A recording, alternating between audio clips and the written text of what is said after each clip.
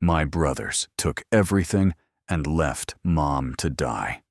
What I found in her bag changed everything. This isn't your typical family inheritance dispute. This is one of the most brutal betrayals you may have ever heard. It was once featured on the front page of the Daily Chronicle and broadcast across the nation on WNPR Radio's Evening News in 2005. Two biological sons, they took everything and left their frail, aging mother to rot in silence, to die alone, forgotten and cold. But then a small worn handbag hiding in her closet, inside a dusty USB drive, and what it contained turned the whole story upside down. It took me 3 months and 11 days to verify every detail. 72 hours straight to produce this video, and now, in just over 20 minutes you'll see the truth for yourself, the truth that shocked an entire town, and the journey of a forgotten son to bring his mother justice. The Whitmore family lived in a red brick estate, tucked behind towering elm trees in Charlottesville, Virginia. From the outside, they looked like the perfect American family. The father, Howard, ran a construction firm with branches across the East Coast. The mother, Elena, always wore modest dresses, petite in frame, but with a voice so gentle it made people feel guilty for speaking too loudly. But behind that oak door, nothing was as fair as it seemed. Gregory, the eldest, had the posture of a leader since grade school. He spoke loudly, gave orders well, and never heard the word no from his father. Lucas, the second son, never had his own opinions, but he knew how to survive. By standing quietly behind his older brother. And then there was Julian, the youngest, the one who was always almost crying, the first to apologize, and the last to be called when they took family photos. He learned to be silent early, because every time he spoke up, Mom would cry, and Julian couldn't bear that image. Her stepping back, hands trembling, whispering through tears, "Please don't fight. I'm begging you." That morning, snow began to fall soft and slow over Interstate 64. Howard had driven through freezing rain dozens of times before, but this time, he didn't see the metal debris falling from the truck ahead. The wheels slipped, the car swerved out of its lane, and then screams, glass shattering and the shriek of metal colliding, as cold and merciless as the winter outside. Howard died at the scene. Elena was pulled from the wreckage barely conscious. Her vision was blurry, her left ear bleeding, and her left leg broken in 3 places. Doctors called it a miracle she survived. But since that day, she couldn't walk more than 3 steps without help. She couldn't hear clearly unless you stood right next to her, and her eyes. They always looked past you as if stuck in some faraway place beyond the present. Gregory flew back 2 days after the news broke. He organized a grand funeral, white lilies, heartfelt speeches, and a flowery eulogy about the exemplary father. But when the last guest left, he closed the door to his father's office, sat down at the desk, turned on his father's computer, and started checking financial accounts. Julian quit his job the very next day. No one asked him to, but he knew Mom had no one left, and if he didn't come back, no one else would. Elena hadn't read a single document carefully since the accident. Her vision was too cloudy, her world too fragile. So she relied on others to explain things. And most of the time that someone was Gregory. "It's just temporary, Mom," he said, resting a gentle hand on her shoulder, voice warm and reassuring. "The company needs your signature to stay legally compliant during the transition. Once things settle, I'll transfer it all back." So, she signed. Without ever asking Julian, without knowing, it wasn't a temporary power of attorney. It was a full transfer of ownership. Just weeks later, Gregory called a family meeting at the company's headquarters. Lucas showed up wearing sunglasses indoors, and a grin like the whole thing was some kind of joke. Julian arrived late. He'd just taken Elena to her eye appointment. There was no lunch, no tea, just thick envelopes and 2 icy copies of a document titled Temporary Asset Distribution Agreement. Lucas received a massive payout. Enough to buy an apartment in France and focus on his personal endeavors. Gregory called it a reward for loyalty.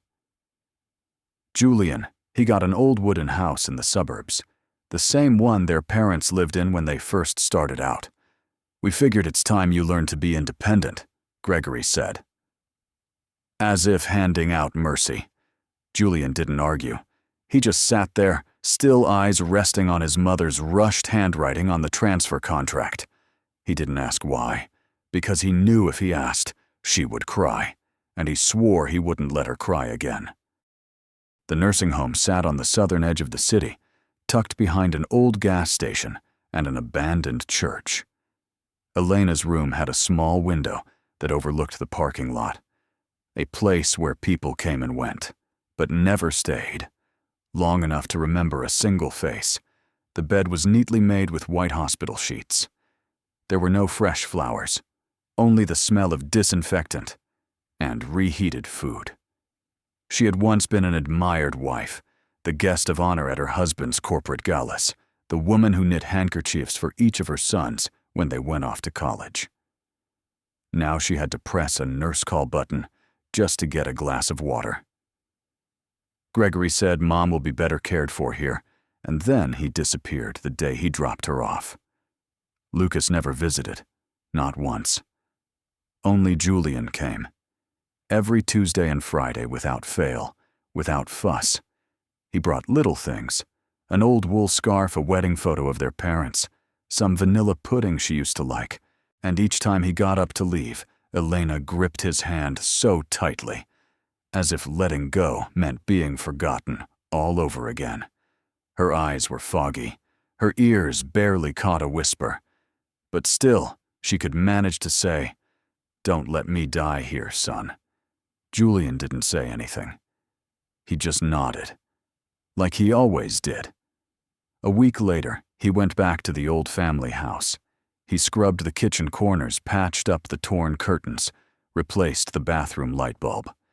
Then he returned to the nursing home. Pushed her wheelchair through that long, cold hallway, and took her home. They lived together quietly, like they used to. But the medications were expensive, and Julian's savings dwindled with every new prescription. He skipped meals, then cut his overnight shifts. Sometimes he'd just stare at the bills, his hands trembling slightly. No one knew. No one asked. And Elena, once known as Mrs. Whitmore, now had only one person left who remembered her. Only Julian. Elena passed away on a morning in October. Outside, a thin fog blanketed the lawn mist, still clinging to the grass from the night before. Julian found her when he brought in her morning tea, just like always. She wasn't breathing. Her hands were folded gently over her chest, her mouth slightly closed as if she were lost in a peaceful dream. No pain, no sound, just a quiet exit, the same way she'd lived her entire life. Julian sat at the edge of the bed for a long time. He didn't cry. He simply held her cooling hand, the same thin, dry fingers he used to grab hold of as a child afraid of thunder. The house was so still. He could hear the wall clock ticking second by second. He thought about the last time she laughed when he cut her hair in the kitchen and the scissors slipped, making her giggle like a little girl. He called Gregory. No one answered. Lucas texted from Milan, busy. Won't make it in time. So Julian handled everything himself. He called the funeral home, chose a simple wooden casket, picked out her favorite pale floral dress, and placed her rosary beads gently on her chest, the ones she held every night in prayer. The funeral lasted just under an hour. Only 4 old neighbors from their former street came. Mrs. Rosa brought white chrysanthemums. Mr. Gerald, who once helped fix their roof, bowed his head silently. They stood around the casket like a small, humble circle, but filled with real love. No grand flowers, no fancy speeches, just the autumn wind and Julian's whisper. "I'm sorry I couldn't keep you a little longer." After the service, Julian didn't take her to the city cemetery like originally planned. Instead, he brought her home, to the backyard, where the old white plum tree stood, the same place she used to sit and read every morning. He dug the grave himself, his calloused hands breaking through layers of cold earth. When he lowered the casket, he dropped to his knees, bowed his head. There were no tears, just a son sitting quietly in front of a fresh grave, while autumn leaves fell, one by one.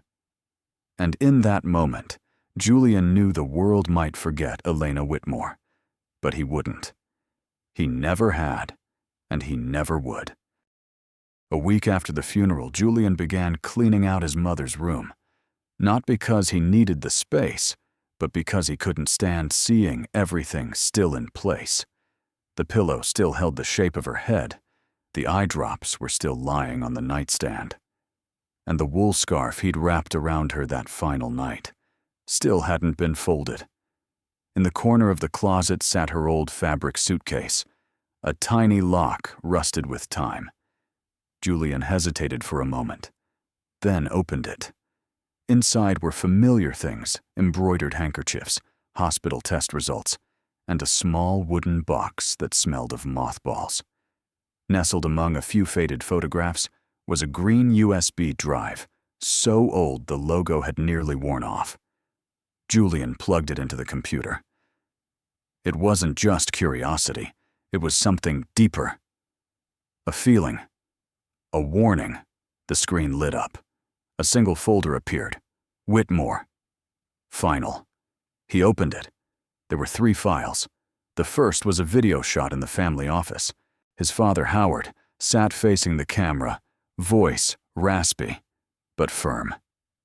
This will was recorded on March 12th at the office of Attorney Baker. "I, Howard Whitmore, leave 60% of my total estate to my 3 sons, 20% each. The remaining 40% goes to my wife, Elena Whitmore, as assurance for her remaining years." Julian held his breath. This was the evidence. There was no mention of full control going to Gregory, no talk of temporary power of attorney. Everything had been manipulated. The second file was a slideshow of family photos. The 3 brothers as children picnics on the lawn, Gregory's graduation, a photo of Mom hugging Julian when he turned 10. One photo had a torn edge, a snapshot of their parents sitting together on a park bench. The part where Gregory stood behind them was ripped away. The third file was an audio recording. Julian's hand trembled as he hit play. His mother's voice came first, her breathing fast, uneasy. "I told you don't talk about this here." Then Howard's voice. "Gregory is suspicious. I saw him outside the door last night. I don't think he'd do anything, but I'm scared. He's so ambitious, he doesn't even recognize family anymore. If anything happens to me, keep this file, give it to Julian." Julian sat frozen. His heart pounded not from rage, but from heartbreak. Every broken piece in his mind suddenly snapped into place. The lies, the cold stares, Gregory vanishing after the funeral. It wasn't coincidence. Gregory knew about the will, and he'd started planning long ago. Julian removed the USB and clutched it in his palm as if holding on to something left of his mother, of his father. Not just legal proof, but a fragment of truth that almost stayed buried forever. The letter was folded, carefully tucked inside the worn-down spine of Elena's old Bible, the one that sat quietly on her bedside shelf. Julian didn't find it right away. Only when he dusted off the cover and opened it, page by page, as if paying tribute to her, did the paper slip out. Softly, just like her voice in those final years. "My dear Julian," it began. The handwriting was shaky, but clear. "If you're reading this, it means I no longer have time to tell you the truth myself. Julian sat on the edge of the bed, his eyes locked onto every word, as if she were whispering right into his ear. She wrote about the doubts that began after the accident, how Gregory arrived at the hospital even before the ambulance, how he took control, deciding her doctors, bringing her medication himself. There were days, she wrote, when my mind felt so foggy, I couldn't even recall the name of the pills. I asked the nurses, but they said Gregory had signed off on everything. Julian clenched the paper. A chill raced down his spine. She went on, told him how she secretly contacted an old doctor, one who had worked with Howard. He quietly took a blood sample from her. The results weren't emailed. They were printed and mailed in a package under a fake name. Inside, traces of a powerful sedative, one used for patients with paranoid delusions. In the wrong dose, it causes dizziness, confusion, gradual loss of behavioral control. She had never been prescribed that medication. But Gregory had access. You know, Julian, the last lines read, for a while I thought I was imagining things, that maybe age had made me paranoid. But the more I thought about it, the more I realized you were the only one who never changed. You still gave up the last slice of cake, still stayed quiet when wrongly punished, just so I wouldn't cry. And I knew. If I didn't say anything, you would never doubt Gregory. But you need to know that accident wasn't so simple. At the end of the letter, she mentioned her private attorney. She had arranged for all records to be backed up, including the will video, the blood test, and a personal statement. All sealed. In case she never got the chance to speak again. Julian placed the letter down, his body numb, like he'd just opened a door, not into truth, but into a pit where trust had been poisoned long before he ever realized. And his mother, the gentle woman who seemed too kind to ever feel anger, had been the one quietly preparing everything. So the truth wouldn't be buried. He folded the letter again, his hands still trembling. But in his eyes, for the first time, there was something that wasn't grief. It was awareness, a flame, the beginning of something different. The courtroom wasn't large. It sat on the 3rd floor of the Albemarle County Courthouse. But that day, every seat was filled. No reporters, no cameras, just those who truly had something at stake. And still you could feel the tension seeping into every corner, like a storm gathering, waiting to break. Julian sat in the plaintiff's row, his hand gripping a folder of evidence. Next to him sat Vincent, an Italian-American attorney, with silvering hair and eyes, sharp as blades. Gregory sat across the aisle, wearing a tailored black suit, but his face had lost its usual arrogance. Lucas was present too, sitting in the back, wearing dark glasses, head bowed silent throughout the entire hearing. The trial opened with an indictment, more than 8 pages long. It detailed acts of embezzlement, legal fraud, and suspicion of poisoning Elena Whitmore. Vincent rose. "Mr. Gregory Whitmore," he began, voice low and steady, "is it true that you signed your name to every family investment property and trust account just 1 week after your father passed away?"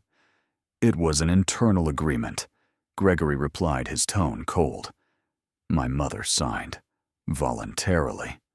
"She was nearly blind," Vincent said, "and being poisoned with tranquilizers." He slammed a medical report onto the table. "This is an independent toxicology report. Would you like to explain?" Gregory's lips tightened. He said nothing. Julian didn't look at his brother. He stared straight ahead at the blank wall behind the judge's bench, as if looking at Gregory would shatter every emotion he was fighting to contain. Then came the video, Howard Whitmore's recorded will. It played on a monitor, his late father seated solemnly. Voice firm, each son receives 20%. Elena, his wife, keeps 40%. No sole heir. No loopholes. The courtroom fell into silence. "Then how do you explain telling the company you were the sole heir?" Vincent asked.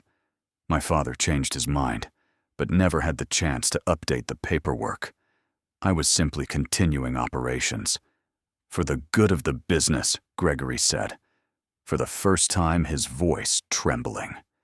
"And drugging your mother, was that for the good of the business too?" Vincent snapped. The defense attorney objected, but it was too late. The air had already gone heavy. Every statement, every piece of evidence was beginning to crush the room under its weight. A former housemaid took the stand. She testified she had seen Gregory mixing something into Elena's orange juice for weeks. She once asked, and Gregory replied, "It's adult stuff. Don't interfere." Then came Julian's turn. The room fell silent. Strange, heavy, complete. He didn't speak for long. "I'm not suing for money. I'm suing because my mother died in fear, alone, and in doubt. No one deserves that. And my father, he didn't deserve betrayal." The verdict came after just 2 days.